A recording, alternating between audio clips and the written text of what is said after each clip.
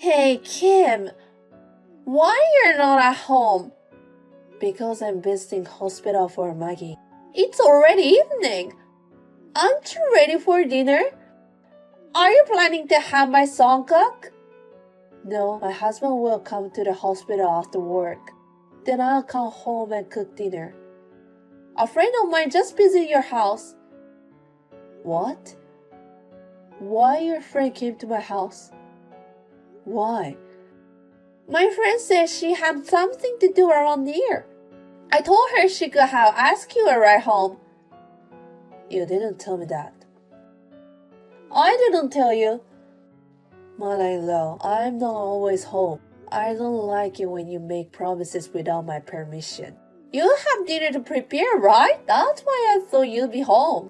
But then my friend complained that you weren't home. I'm so embarrassed because of you. As I told you before, I come to hospital for my daughter when I have time. So please don't make that kind of promises. I'm in hospital more than home. Don't you think you're spoiling Maggie too much? Just because your daughter is sick doesn't mean you have to go every day. She's still a little girl, and we don't know when her condition will change. Please don't say that. She's sick from the start, so don't worry about it. The doctors say she doesn't have long to live. So you don't want me to take care of her? That's not what I meant. She doesn't have to be a center of your life, do you? I wish you'd pay little more attention to me. You have a car, but you only use it to go hospital. Why don't you take me on a spa trip once in a while? Right now, I want to be with Maggie as much as possible. My husband feels the same way. I don't think so. My son is with you because you're with her all the time. I guess he has no choice but to go along with you, right? He's not.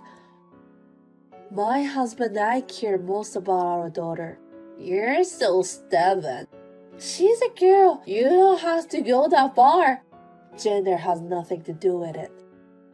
Yes, it does. If it's a boy, he's going to be the heir. I'm hoping to have a big grandchild soon.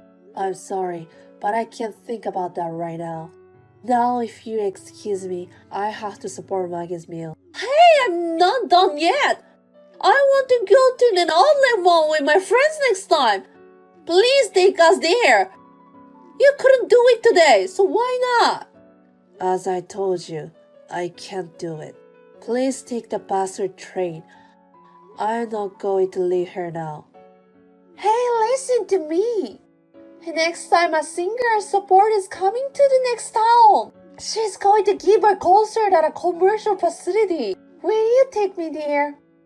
Mother-in-law, my husband told you about Maggie's condition, didn't he? Yes, she's in a critical condition, right? Then how can you ask me to do such a thing? It doesn't matter. It's next week. I'm not asking you to take me there right now. Even so, I don't think this is the right time to say it. Then when should I tell you? You've been told many times in the past that Maggie was in danger. She'll be okay in a couple of days anyway. Right now, we don't know if she can make it or not. That's enough. What? Why should I get accused? Because this is not a time to talk about it.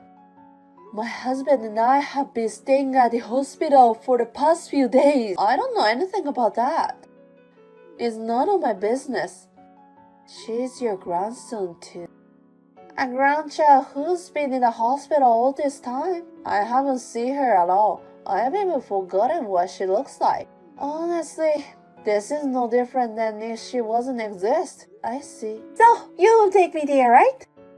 My neighbor, Mrs. Ellie, wants to go with us. So as I told you, I can't make any promises. Then how do you expect me to get there? It's difficult to get there without a car, isn't it? I asked my husband, but he said he's busy. You're the only one I can ask. I can't either. I just need a ride. If I take the bus, it won't arrive there at the right time.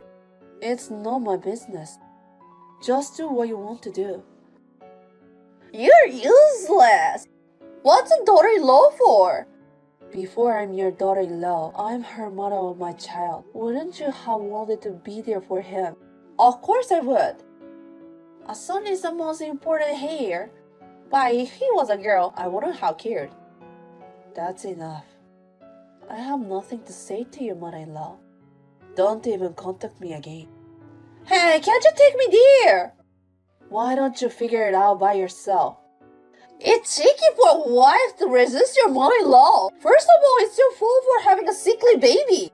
It's your fault and don't drag me into it too. Hey, are you listening to me? Answer me! Kim, my husband told me about her. I'm sorry to hear about Maggie. Thank you. Don't be so depressed. You can have another baby. See? Next time. What? What? You're going to give up on having kids? You haven't had a boy yet. I can't think like that now. Maggie just passed away, you know. I understand that. That's why I'm cheering you up, right?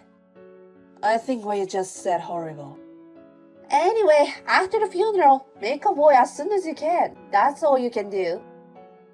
I told you, the funeral isn't even over yet. That's why I said make it after the funeral. I didn't say now. It's the same thing. I don't like it. Everyone's in a wake mood. It's so depressing. I'm not going to the funeral cremation. It's too much hassle and I don't want to go there anymore.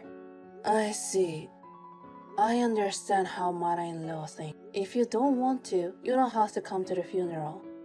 It's been really hard these past few years because of Maggie. My husband and son are always talking about her. You were always with her and never listened to me at all. Nothing good happened at all. But now that Maggie is gone, now you listen to what I'm asking, right? Excuse me, I have to prepare for the wake. Wait a minute. What do you want? Do you realize that this is all your fault? This is all your fault for not having a healthy baby. Even I wanted to give birth to a healthy baby. I've said that to myself hundreds of times.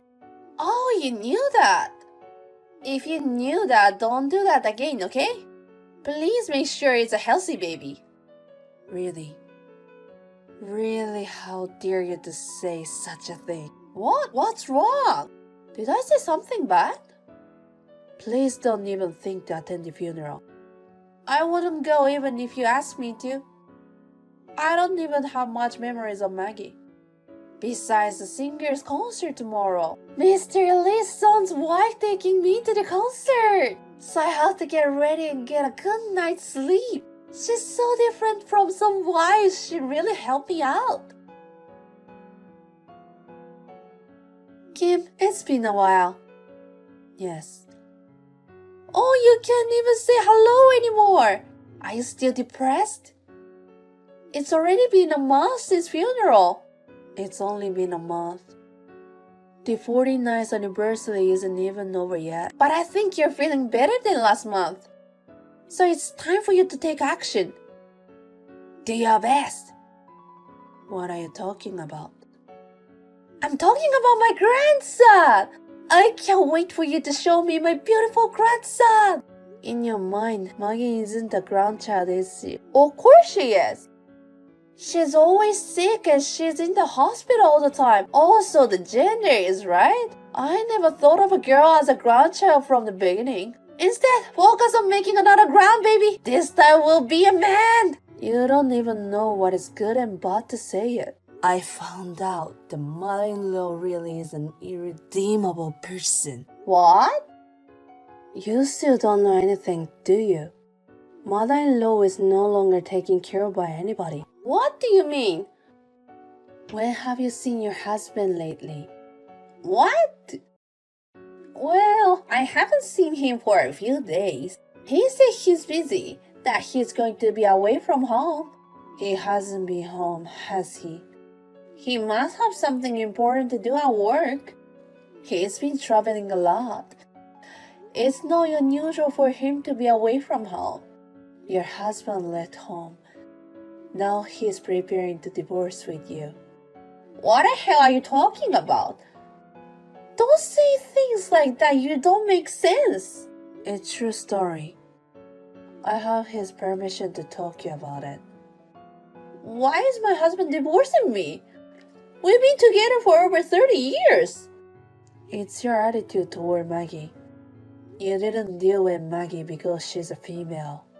You made a fool of her for being sickly, and you never came to visit her at the hospital, did you? You didn't even attend the funeral because you thought it would be too much hassle.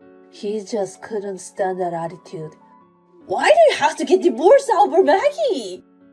It's her fault for being sickly, isn't it? He couldn't stand that kind of attitude. Your husband really cared about her. He warned you many times, didn't he? He wanted you to stop being so harsh to Maggie. You want me to love any grandchild for her unconditionally? If you don't like something, you can't help it. I am not saying that you should be unconditionally kind to her because she's your grandchild. But every time something happens, you point out that Maggie is sickly or weak. Even you made disparaging statements on more than one occasion. You're free to think what you want in your mind. But you don't have to speak any single word, do you? I'm just being honest with myself. I just said what was on my mind. What's wrong with that? I think you don't understand that. That's why you're getting divorced.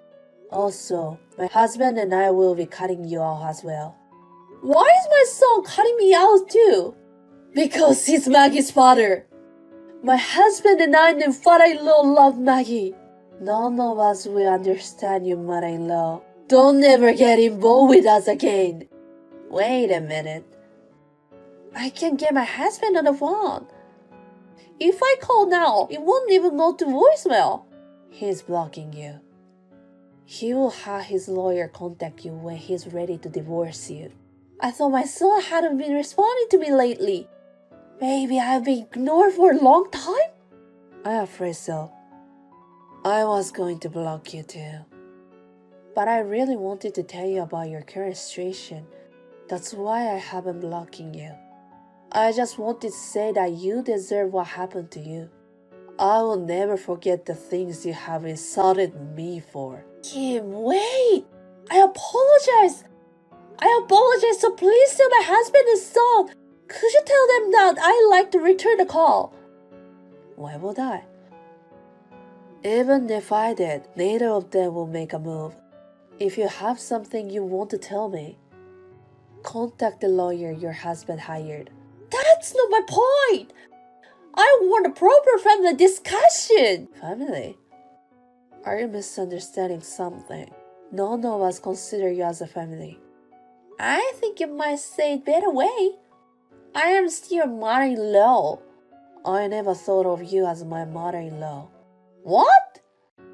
After I got married, you started picking on me. After giving birth to Maggie, you started insulting me for giving birth to a sickly child. You know, you are the one who disrespects your grandchild. I can't even consider someone like that a stepmother. But it doesn't matter for now. You didn't recognize her as your grandchild either. It's up to me what I think. Kim, I'm sorry. I'm sorry when I treated Maggie badly. It's too late for apologize. She won't come back. I won't do anything like that again. You can do whatever you want. It's none of our business.